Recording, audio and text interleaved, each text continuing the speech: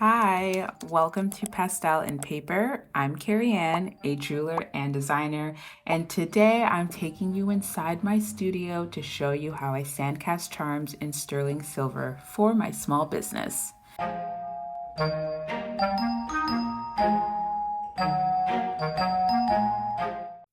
So I'm going to show you guys how to sandcast using Delft clay, which is the best kind of clay that you can use in this process.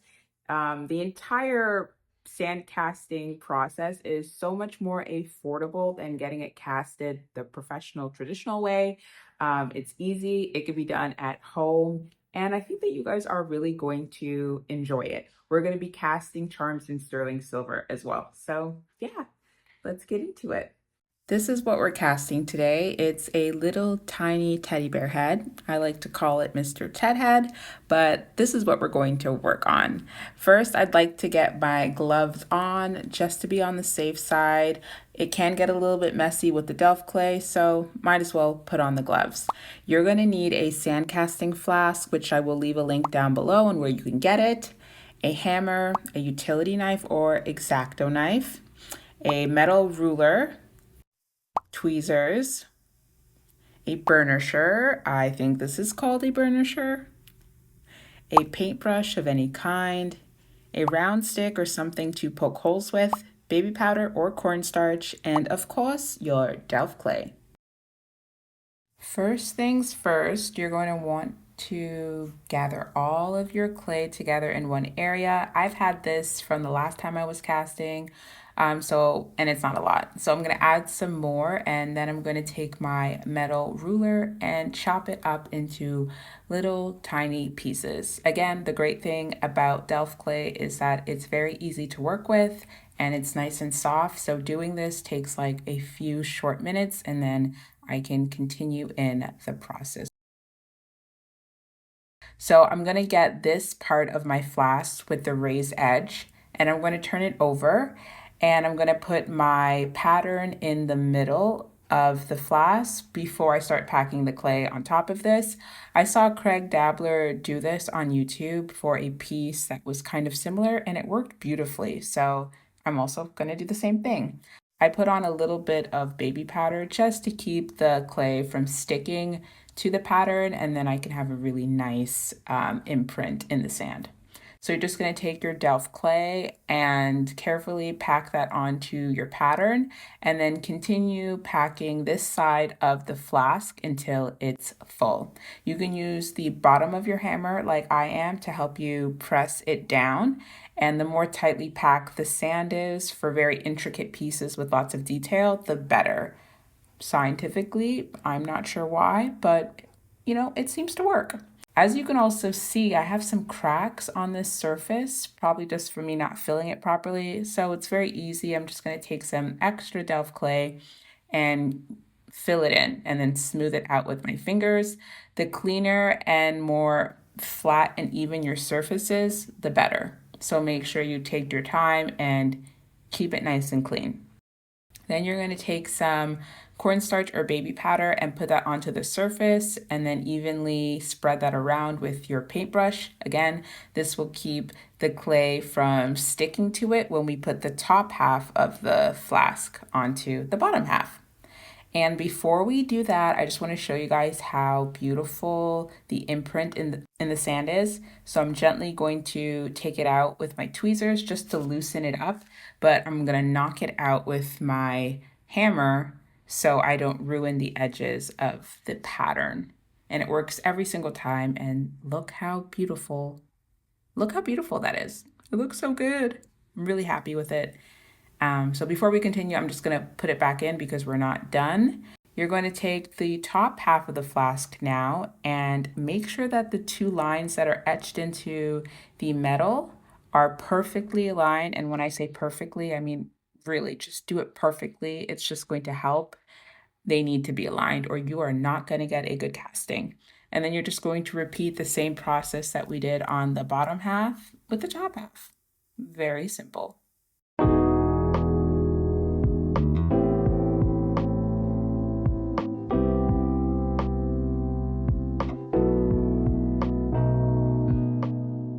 At this point, we're ready to pull apart the flask, but just do so very carefully and very gently. Otherwise, you're going to have to do this whole entire thing all over again.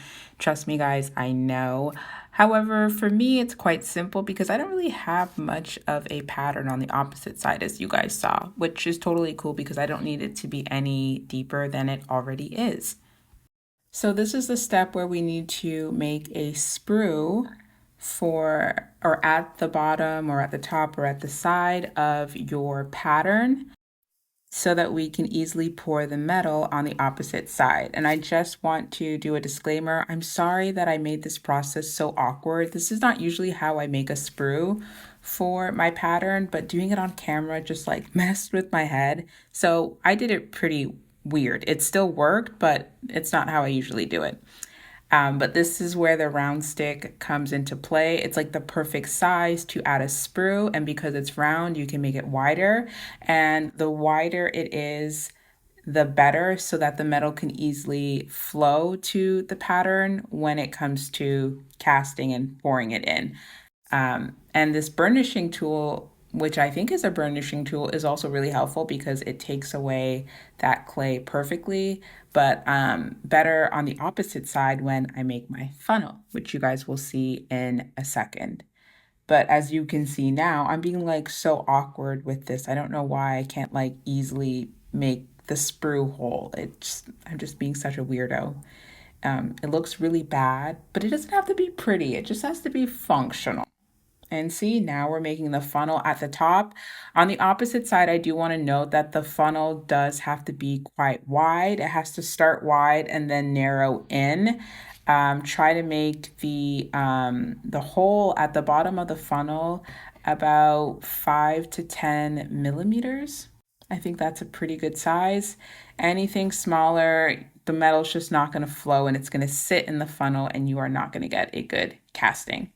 I'm also going back with the utility knife just to remove that extra clay for the sprue area. It looks really bad, guys, but hey, it works. I love the round stick, which is actually a skewer stick because it helps me flatten out the clay, making sure there's no debris or loose pieces of sand, because again, if there's loose pieces of sand, it's going to stop the metal from flowing into your pattern, and that is how sensitive sand casting is. So just make sure you do everything really clean and neat. Now you can take your poking stick or round stick and poke holes at the top around your casting. I did about 5, but it really just depends on how big your piece is. These are air holes, and when both sides of the flask are together, they are going to basically, I don't know how to put it, but help the metal flow properly just because there's more air coming in. I don't know if that makes sense, but it's very important that you add enough air holes around your casting piece. And very soon I'm going to show you that it doesn't stop there, that we actually need to add vents from the air hole to the pattern, which is also very important. If you screw up on this step and there are not enough air holes and your vents aren't clean and there's not enough of them, your metal will not flow. It will literally stop in the pattern and just sit there. So please do this step slowly but properly. Now is the point when we're going to add the air vents to the air holes using our utility knife. You want to be very careful with this step, not to make any of the clay lift up or become loose. Otherwise, that's just going to get in the way when it comes to pouring the metal in the final process. So be very careful, as you are supposed to do the entire time. As you can see, I went a little bit too far with the air vents, which is a problem because it will show up in the casting. So an easy fix is to put your pattern back into the clay, press it down firmly, and then remove it again so it's a nice clean surface. I had to learn this the hard way, so make sure that you are careful when doing your air vents. Now you can place the top and bottom side of your flask back together because we are ready to pour that metal. Again, make sure those two lines that are etched into the flask are perfectly center. Checking to make sure that there's no loose sand, it's clean, it's neat, and then we can move on. So you'll need to have a scale and take your pattern and weigh it on the scale to see how much metal you're going to need. This is 0.56 grams, which is pretty light. I'm going to go to a website called unitedpmr.com and I'm going to put in the weight of my pattern, 0.56 grams. And then I'm going to make sure the output is sterling silver so I know how much silver I need for casting. I need 5.86 grams. This is an extra piece of metal. It's 10.25 grams, so that's perfect. I have enough for the pattern and the sprue. In your ceramic crucible, you are going to place your metal. Please make sure it's a ceramic crucible. Otherwise, if it's anything else, it's not going to melt. I also had to learn this the hard way. I'm using 2 fire bricks surrounding the crucible and a soldering board. This is my Bernzomatic TS8000, which is MAP Pro gas, and it's perfect for melting metals such as silver and gold. So this is perfect. Also, make sure that you have some protective wear such as gloves so that when you are doing this part, such as firing up the crucible, you can be safe. Once the metal in the crucible gets red or starts to melt, as you can see here when I turned up the flame, I'm going to add some boric acid. The boric acid is going to help the metal melt faster and it's going to remove the impurities from the metal so that I have a better cast at the end. The less impurities that you have in your casting, the less likely you're going to have porosity, which is super annoying to have when casting. And then you're going to take the flame to the crucible at the end when the metal is flowing and pour it into your flask. And this is the most exciting but nerve-wracking part, and the results are beautiful. Look, it worked. Be careful not to touch the flask because it's still super hot, so use your tweezers to remove the casting from the clay. And look at Mr. Tedhead. He is looking so good. He's looking great. I also did this puffy heart later on in the day, which also came out perfectly, so.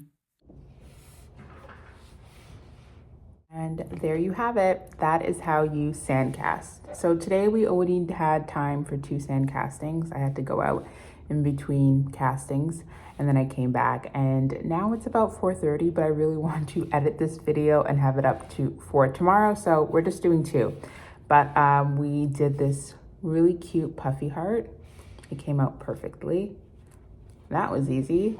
And then we did, of course, you saw the little teddy bear, which is so cute. It came out pretty perfect, except for it's missing some detail on the mouth, but I can easily add that in myself. Much better than the other one, I think, in terms of just like clean casting shape.